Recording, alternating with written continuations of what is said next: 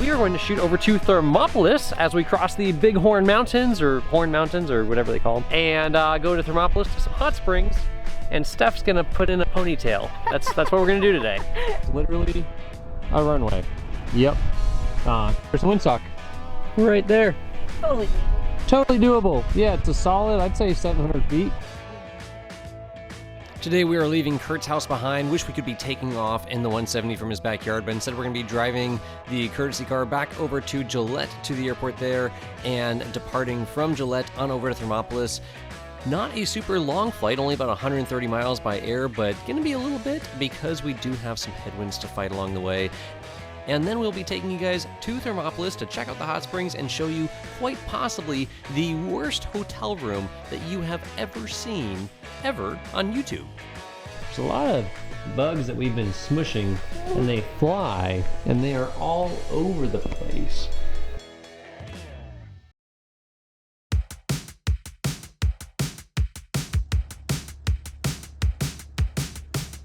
Go ahead and call for taxi. Oh, I want to do it. Okay. What's the weather? Yep. So wind is 330 at 14, gusting 26, 10 miles, overcast 8,000. Before we should taxi and all that. All right, so we're on with ground. You got that. Runway 34. Probably gonna be Delta Echo. Information, and we are. Yeah, about southwest bound. Gillette ground, Cessna 2962 Delta, ready to taxi with the information, runway 34 from the FBO. 2962 Delta, Gillette ground, runway 34, taxi Delta Echo, altimeter 3015. Delta Echo for runway 3462 Delta. Cool, 3015 on the meter. So there's a conspiracy theory that they overcharged us for fuel by like 4 or 5 gallons because it said we burned 24 and they charged us for almost 30. But there's a good chance that this fuel vent on top of our cabin, basically in between the two wings, spilled out a whole bunch because when we fly through bumpy air, it tends to spill a bunch of fuel. Whatever check valve is supposed to be in there, or however it's supposed to be designed, doesn't really work that well. So yeah, we basically waste a lot of fuel on bumpy days when we're full.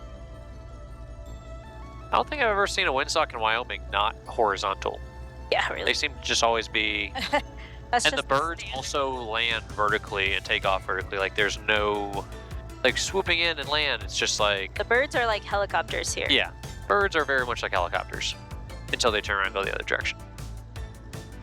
Well, at least the fuel that's spilling out of the tanks is being saved right now by the lack of fuel we need to taxi. Gillette Tower, Cessna 2960 Delta, holding short 34 at Echo. Number 2960 Delta, Gillette Tower, runway 34, wind 340, 14, gust 23, clear for takeoff. Clear for takeoff, 3462 Delta. There's 200 feet, 300, 400, and we're off.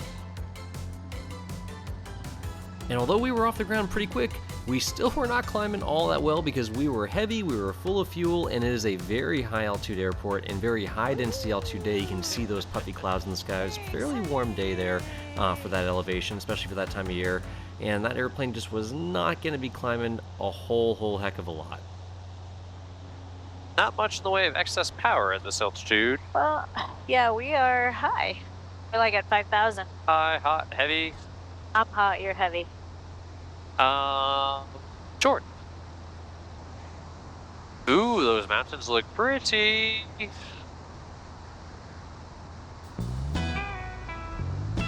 What else did you want to go up to? I don't know yet. 10,000? 10,000? Not what we said yesterday? Oh yeah, I think 10.5 should be alright. Now this was going to be one of the easier days of flying for us with only 130 nautical miles to cover between Gillette and Hot Springs.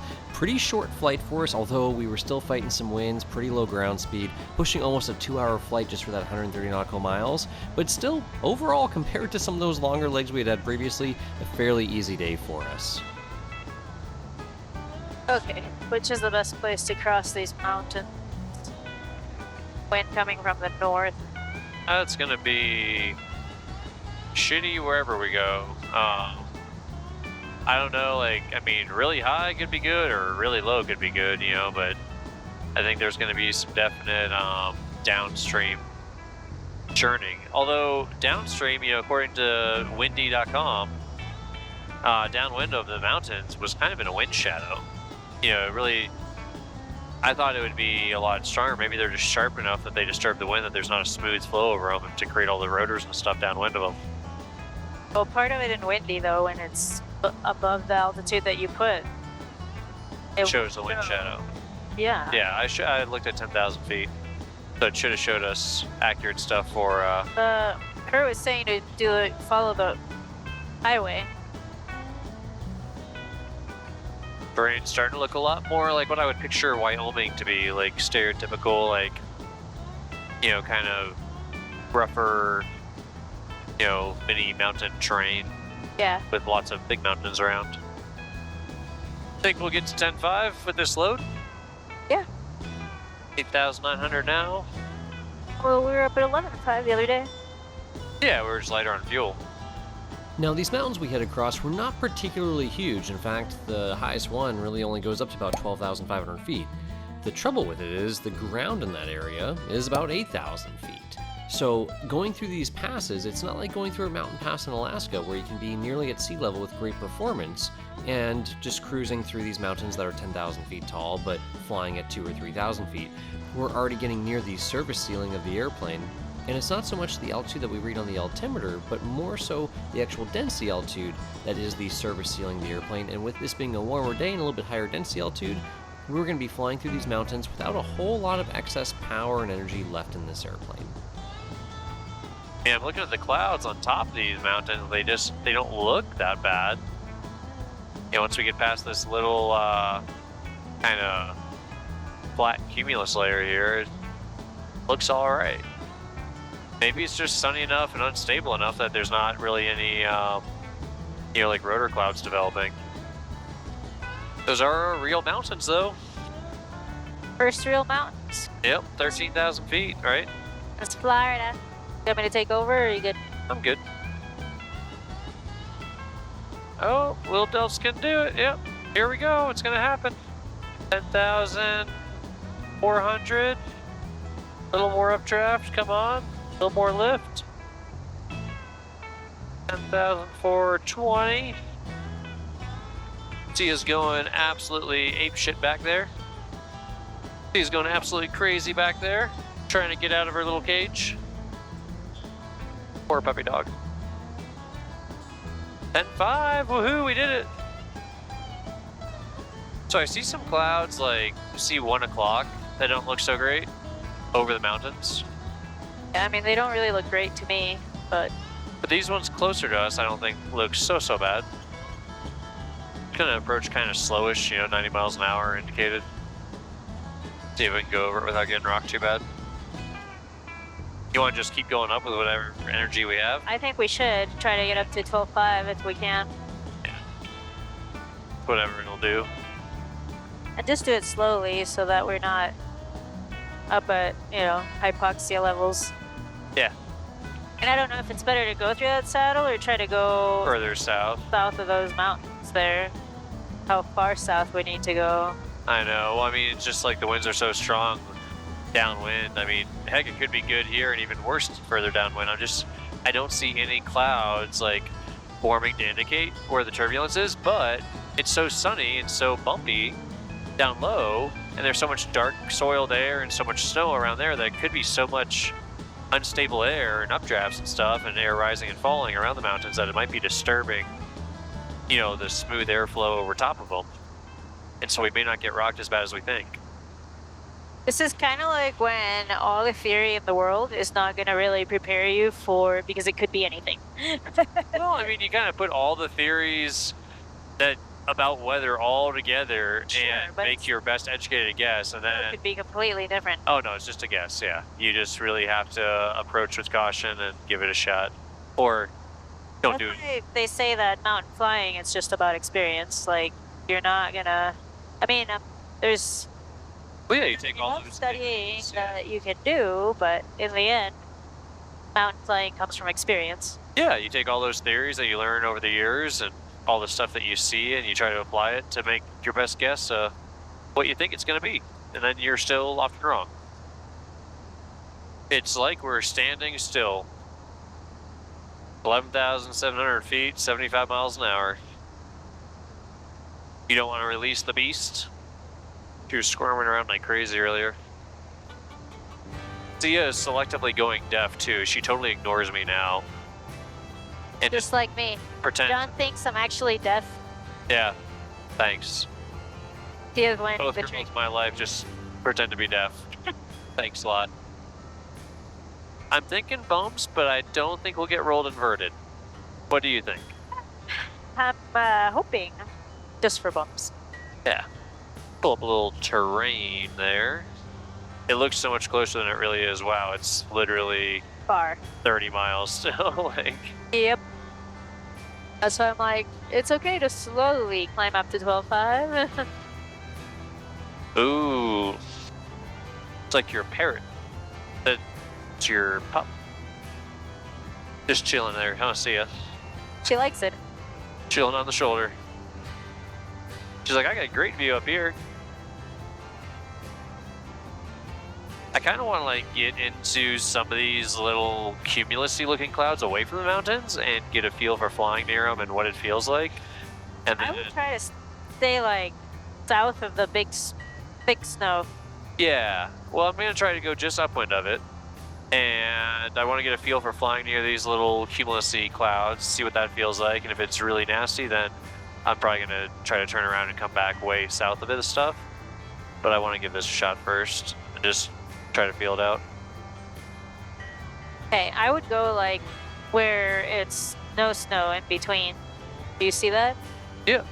So you want me to go like 10 degrees left? Yeah, because I feel like it's gonna be really bumpy right south of these peaks there.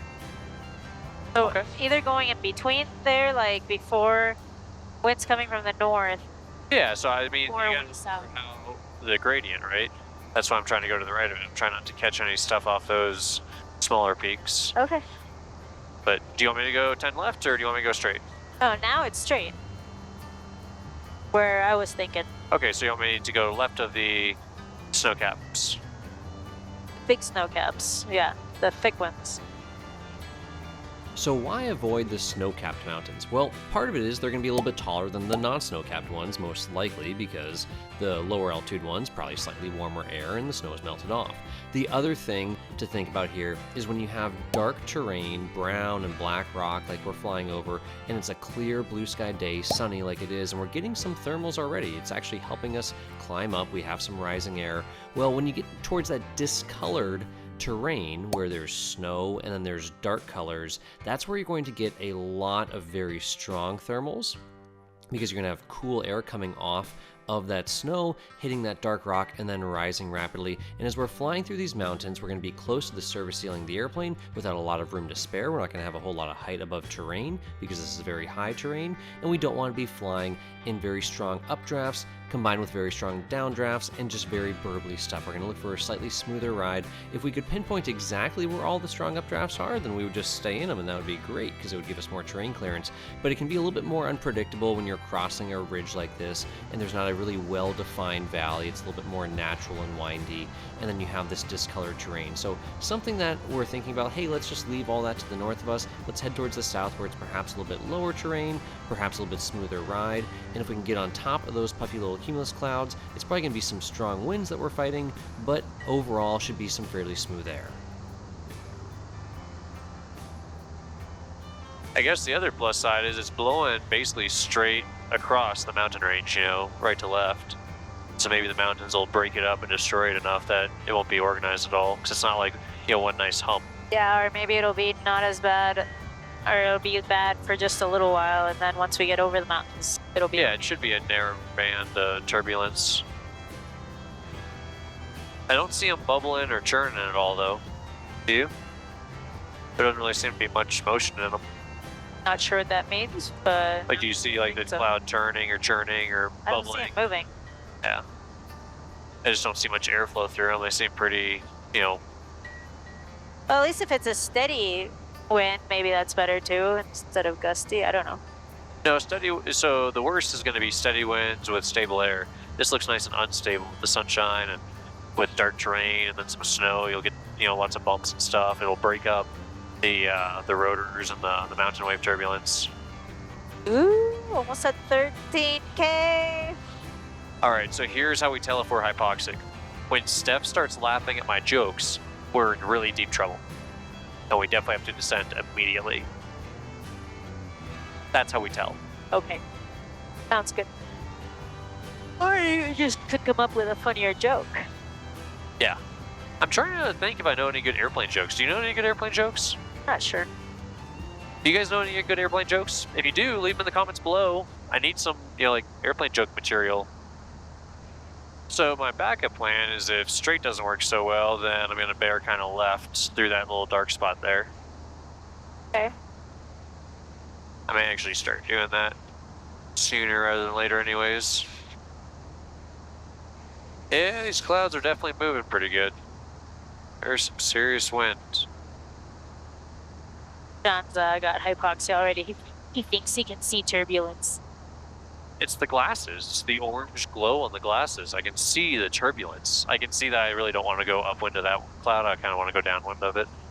And yeah, as I get closer and closer to these clouds, I'm just kind of like, they're looking less friendly. Like when I tell my passengers that I can see through the fog with my special glasses. Totally. That's why I'm flying at, MC right now. Yeah. Tell that to the FAA inspector. I know I'm supposed to only fly VFR, but I can see through the fog with these Oakleys, so it's cool. I'm trying to look at these clouds and see if any of them are like twisting and turning or bubbling, or if they're all just pretty stagnant. I remember once going up over the mountains through Sitka. Get to Ketchikan was super bumpy. Yeah. And then those islands trying to get into Ketchikan also were really, really bumpy. Hopefully we're high enough. Yeah. We'll still be below the tops of these peaks, I think, upwind of us, which I'm fine with. I'd rather try to be like in somewhat of a wind shadow if possible. Well, all that ground clearance we had, 8,600 feet's fallen off pretty quick. 7,000, 6,500. What are you? Looking at the height AGL. Oh. Well, do you think we found the ceiling of the airplane? 13,000 feet? Possibly. Under these conditions, with this load anyways. Just sank down to 12.8 now. I mean, you could go, like, not right on top of the highest peaks here. Head that way. I'm just trying to go around this cloud here. And then I'm going to kind of bear left. Now, once we're getting really close to the mountains here, or we're even in them, as we're flying across, my path that I decided to fly is going to be aimed towards some of the higher terrain. I'm going to aim for higher terrain. If I'm flying in between two peaks, say, I'll aim for the tallest peak rather than aiming for the lowest point. And that way I can take advantage of any lift that I might be able to get as I get closer to that highest peak. And then I can also ensure that I would clear the highest peak, and then I can turn back towards lower terrain. I'm not going to try to just aim for the lowest spot and then hope I can make it through there and hope that if I catch a downdraft I don't get pushed down into terrain. I'm always going to aim for something higher, and then right before I fly through it, I'll go ahead and aim towards lower stuff to give me more options. But at first, I'm always planning for a more worst case scenario and trying to store as much energy in the airplane as possible. That also sets me up for a scenario where I'm not crossing the mountains or crossing a point at a 90-degree angle. I cross at a little bit more of a shallower angle, kind of a glancing angle. That way if I had to turn away from it, I wouldn't be making a 180-degree turn. I'd be making something more like a 90 or a 100-degree turn to get back towards lower terrain. A typical, say, like, Hyper Warrior, they don't have... What's the typical amp meter that an airplane has? Will it show negative amps or just 0? Oh, it's hard to say typical. I mean, they're so old, they've been replaced so many times. Like, if you look at such a thing as a typical 1960s or 70s airplane. Okay, say one that'll just show 0, it doesn't have negative amps? Yeah. So, it'll still show 0 even when you are in a charge, right? They can be wired a little different. Like, so some of them, like this ammeter right says 1 right now, and then it says 0. Well, I guess that's like a net, amperage. Obviously, we're using amps. So the amp meter, or the alternator rather, is putting out probably 10 or 15, 20 amps to run the radios, all the electronics. So to say there's 0 amps right now is totally false. But maybe that's like it's showing us like the net amperage. So it kind of just depends on how the gauge is configured and what it's set up to show. You know, a lot of them will run all day long at 10 or 20, showing a positive charge because it's showing the positive amperage flow out of the out of the alternator.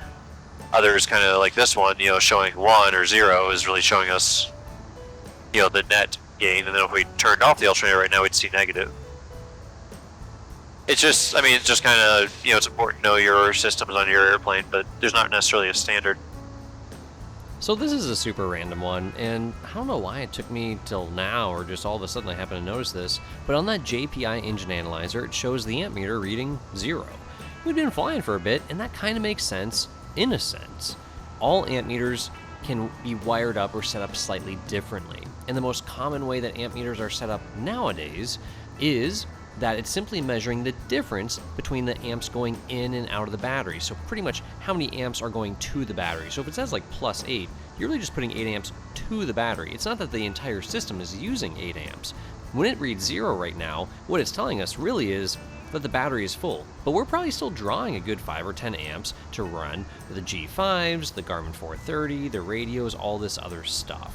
So one way to know how this is set up, because a big curiosity I always have is, when it says 0, does it mean the alternator is working, or does it mean I'm actually not charging the battery? Well, when you first turn on the airplane and turn on the master switch, look at the amp meter. And if the amp meter reads a negative reading, then in the event of an alternator failure in flight, it will also show a negative reading. Another easy way to do this is when you're in flight, you can turn off the alternator field, which if you have a split master switch, or that 2-piece red master switch in a Cessna, you can turn off the alternator side of it, which will kill the field to the alternator, and you'll show probably a discharge on the amp meter. Well, then that showing 0 would mean that in the event of an alternator failure, that's what you would see. So whenever you turn the alternator off in flight, whatever you see is what would indicate an alternator failure. When you turn the field back on, you see a positive charge. Cool, now it's working. So it's just important to know how that works. Is 0 showing an alternator failure, or is a negative number showing an alternator failure is really the question here, and trying to figure that out, which if you have the split master switch is super easy to do. Here it's not, because we just have that single pull toggle master switch, but we could also pull the alternator field circuit breaker that's on the panel, and that would tell us as well if we were really curious.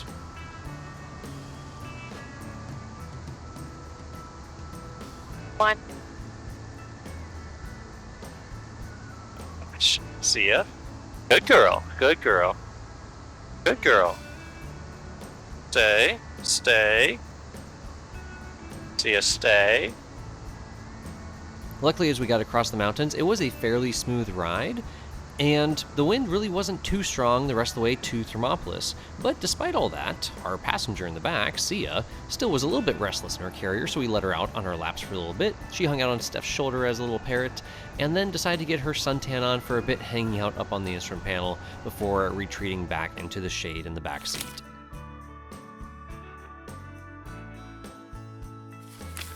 Ooh, it's gonna be close if we make it in time for the hot springs. Back in the land of rivers and mountains, where the tap water is drinkable. And the deer and the antelope play. Or however the song goes. See, that was funny, and I didn't even need hypoxia. Ah. Maybe you're still a little loopy from being up high. I got a little dizzy being up there. Did you? I was feeling like 13,000 after a while. I was like, oh, I'm kind of sleepy, and I'm always sleepy. Psychological. Yeah, I'm always tired. Ooh, gravel bars. Oing, oing, oing, oing, oing, oing. Where? Off to the right. See that one? That's carbon cub doable. Might not be 170 doable. Airport insight. You taking this landing? Yeah.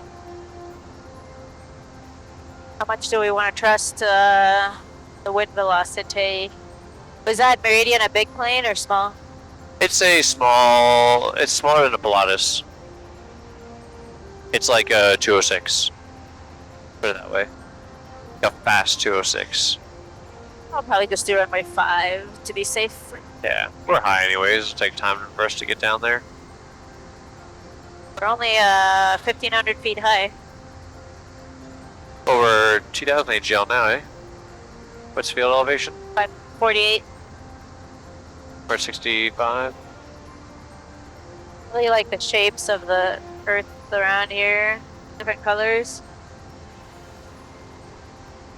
Pretty cool. Yeah, no, it's absolutely beautiful. I'm sure it turns a lot more green too in the summertime. Oh yeah. This will be landing long. Oh, show. Pretty long runway, 6,400 feet. I'm sure they have some density altitude issues up here. 6,000. Landing long.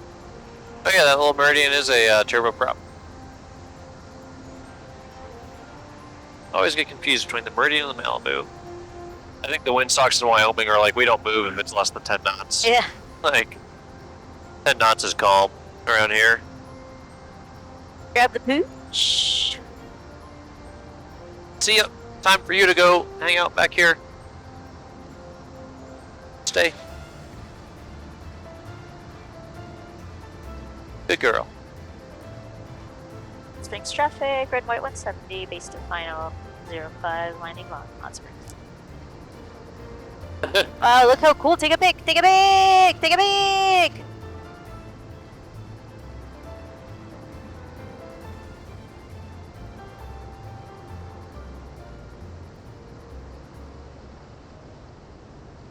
Take a peek! Yeah, got it. Looks a little uphill. Yeah.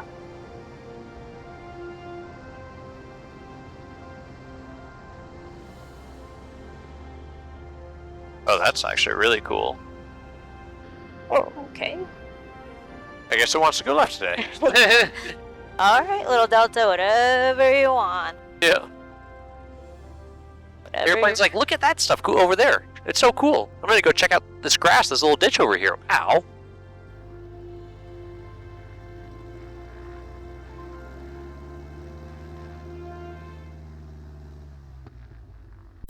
Time to go to some hot springs. And we've successfully made it to... Thermopolis. Exactly. That is exactly where we are. Still in Wyoming. Yes, still in Wyoming. Wyoming is officially known as the land of stick shift crew cars. I've never had so many stick shift, crew cars Also ever. the land of mountains. Oh yeah, and pretty stuff in hot springs, which is where we're going next. Welcome to Thermopolis, Wyoming.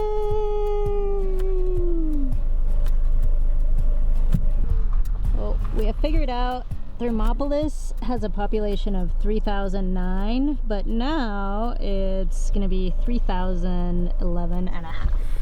11 and a half because Sia, according to the briefer, is half a soul. Yep. Not a full soul on board, half a soul. How could the briefer say such a You thing? guys agree with that?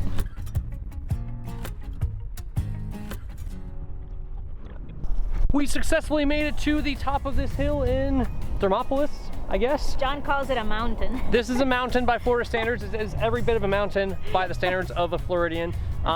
Basically, the hot springs, come to find out, are really hot. You don't go swim in them. They're 124 degrees Fahrenheit. It hurts when you put your finger in it. Found out. You go swimming in the state bathhouse, which is part of the state park, which closed at 5:30 p.m. and we kind of missed it by a few minutes. So tomorrow, we're gonna be going swimming in hot springs.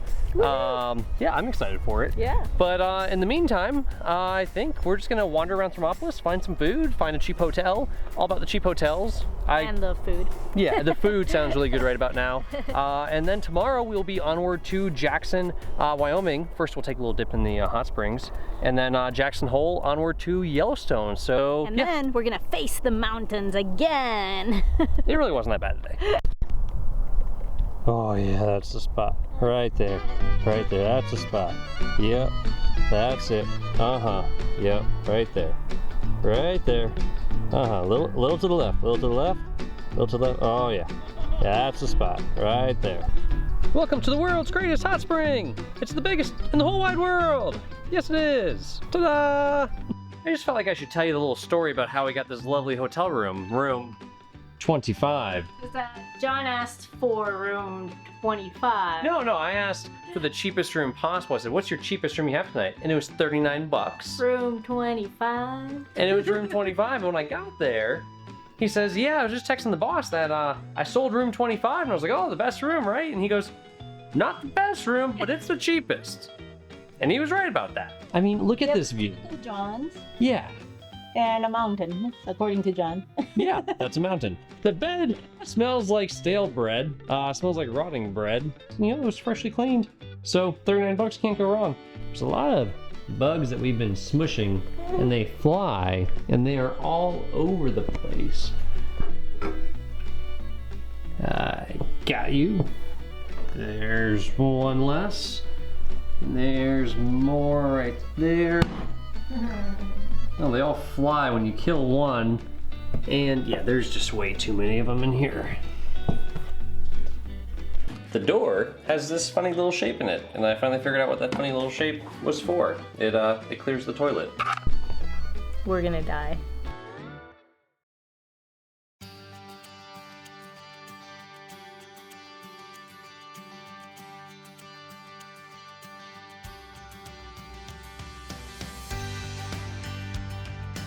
I was just wondering what finger I can touch it with that is not really necessary. I think the pinky's pretty useless, right? Stick your pinky in and see how it goes. Maybe we can stick Sia in and she can let us know. All right, should I do it? Should I do it? Use your pinky. Use my pinky? Okay. I'm really scared here, guys. Really scared. Well, actually, it's totally fine. Oh yeah? Yeah, it's not bad at all. It was saying 140, but it might not be.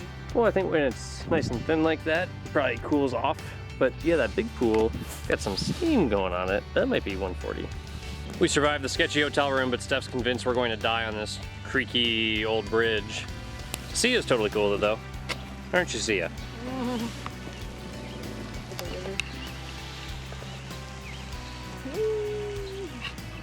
Okay, so maybe Steph was right. Probably not exactly the most sturdy of bridges to be on. Just stay right there, Stephanie. You're totally fine. Don't worry about it. Totally fine. Thanks. Look at that. It's like the Carlsbad Caverns. It's got that sweet, like, mineral formation going on running down the side of that hill.